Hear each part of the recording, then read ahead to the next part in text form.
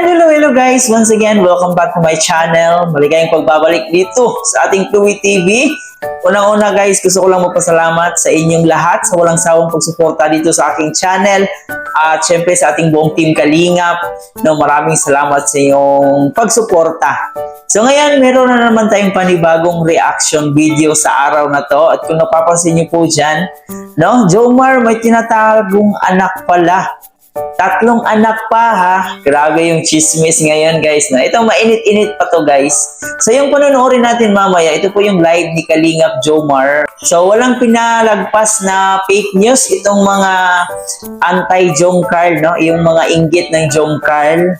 So ngayon, syempre bibigyan pa rin natin yan ng reaction at panonoorin lang po natin yung reaction ni Papa Joms dito kung paano nga ba niya sinagot itong chismis na to. So, ayan guys, mamaya panoorin po natin yan. Pero bago tayo magpatuloy, kung bago pa lang po kayo dito sa ating munting channel, huwag kalimutan mag-subscribe.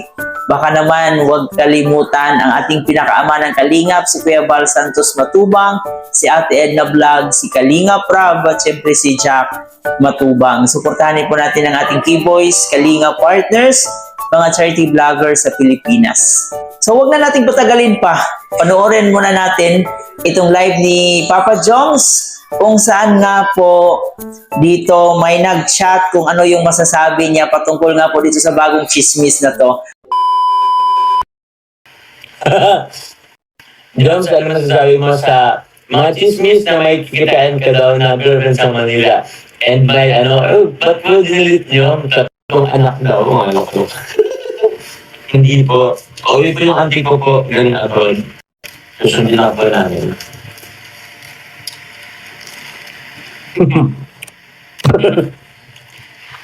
Ayos ah. O, ikatis ko nga eh. Kadaan na lang may chismis. Okay lang po, ano na po yan. Bala na lang po yung iba kung maniwala or hindi.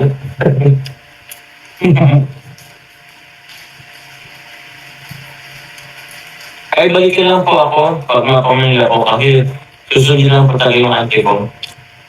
Hindi po kami din magtatagal po at tawag niyan. Gusto ko mag-stay sa probinsya. At yung 29, natawa ako sa 3 na anak. Kaya nga po, 3 anak ko. So, kailan pa ako gumawa kung totoo.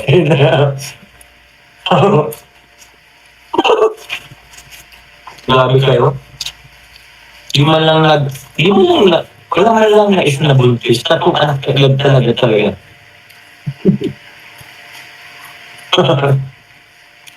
Uy, sa 3-5, grabe ang 3-5. Nagano po kayo, ba't dito kayo? Ma'am, lovers moon, instant kids agad. Naku, mga martis talaga. High-tech kayo. Kaya nga po, ang bilis naman. Hindi man lang talaga na-issue sa pagbubuntis. 3 agad talaga. Triples agad nga, from Ate din Tumbaga. Ewan ko nga din, kung maggagawa rin naman po kayo ng issue, yung medyo naman, sa ano agad tawag yan, kapaniwala naman din talaga. Ewan na lang kang issue, hindi makapaniwala. Paano kung magbuwas yan? Kung masyadong yung issue, yung nakakapaniwala naman po, yan. Para naman mamu, may minute daw ako sa Manila, 3 anak daw agad. Issue nyo palang issue nyo palang si Joms na kiss niya si Kala sa Apple ka po. Kaya yes po. Realistic naman sana yung issue kaloka yung backers. Kaya nga po eh. Uy, grabe po kayo. Huwag niyong sabihin na 3 lang. Kailangan isang dosena na naman po kayo. Tinaman niyo naman ang tingin baboy. Joke lang po. Di ba po ang baboy parang kayo ang mag-isang dosena po sa isang Grabe na mga basis yan. 3 anak agad. Ano ba? Sabihin niyo na lang na kiss na ni Jomas si Calafuse. Uy, kayo sa mga nag-release dyan. Ako po. Sa mga nag-reels, sa mga nag-zoom in, sa mga nag-slow mo. Oo, sabi nga sila, hindi pa nga nakapunta ng Manila, may issue agad. Eh naku po, pag nasa Manila ako, may issue na yan. Pagbalik po Manila, may issue ulit yan. Wala na po yan bago sa akin, hindi na po yan bago sa akin. Kaya sige lang po, gawa na lang kayo ng kwento, lahat na, sige mo. So, yan na po, normal na po sa akin ang basher, ang issue na yan, araw-araw na ganun. Thank you very much po. Issue pa more, Papa Joms. Tawanan mo na lang. Ay, opo, Ma'am Jane, Miss Jane. Tawanan ko na lang. Kasi nakatawa naman po talaga. Ano lang na, ano na, babasa ko, naririnig ko. Wow. Ang dami-dami niyo po, ano. Eh, basta ang dami niyo po para isa-isa ko pa. Bashes, ingit lang yun. Ingat palagi. Salamat po. Yun na. So, yun na nga po guys, bagong chismis nga naman ito. Dito nga po sa kanyang live, no, na may nag-chat kung ano yung masasabi niya dito sa bagong chismis na to, na may asawa na pa po na si Papa Joms at may 3 anak pa. Grabe naman.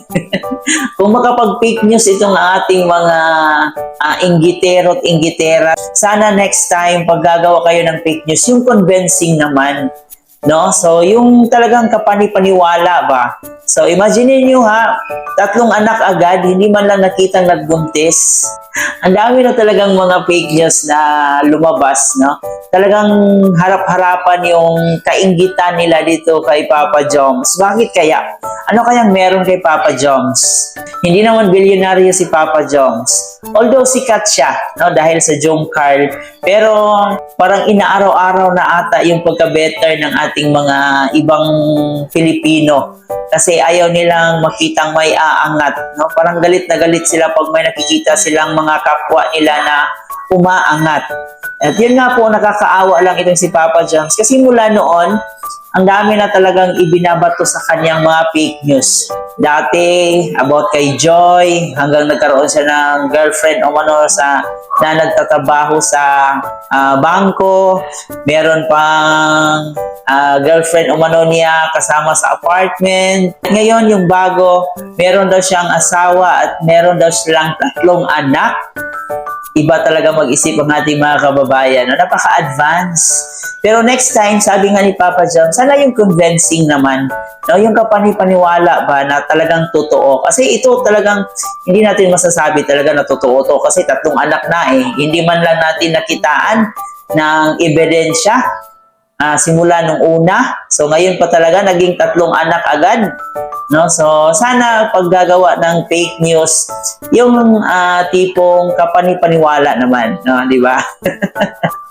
So yan, tinawanan lang po ni Papa Joms kasi alam naman niya na sobrang napaka-exaggerated na talaga yung kwento na yan, yung fake news na yan. So mahirap paniwalaan yung ganyan na eh.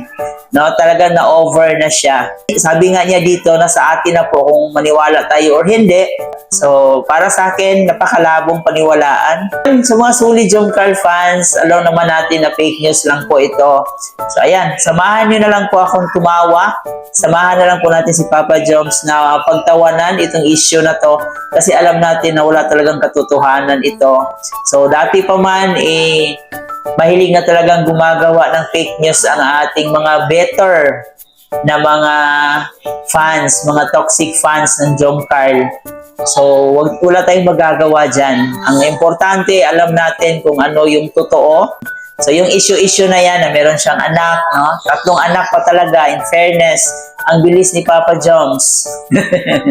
So, yun, natatawa na lang talaga si Papa Joms sa issue na to. Alam naman natin kung ano talaga yung totoong status at totoong kalagayan ng ating Jom Carl ngayon. So, sila po ay masaya sa kanilang status kahit hindi nila sinabi in public, pero alam natin at nakikita po natin yan, diba? So ipagpatuloy lang po natin ang ating pagsuporta sa Jom Carl hanggang sa huli, no? Jom Carl matatag, ika nga, no? Yan po yung pinanghahawakan natin ngayon na magiging sila in the future. Sa ngayon, may kanya-kanya pa silang buhay na dapat harapin. Si Papa Joms may pamilya pang umaasa sa kanya. At the same time, si Carla nag-aaral pa siya at meron pang pamilya din umaasa sa kanya. So hayaan na muna natin silang dalawa sa kanilang mga priority.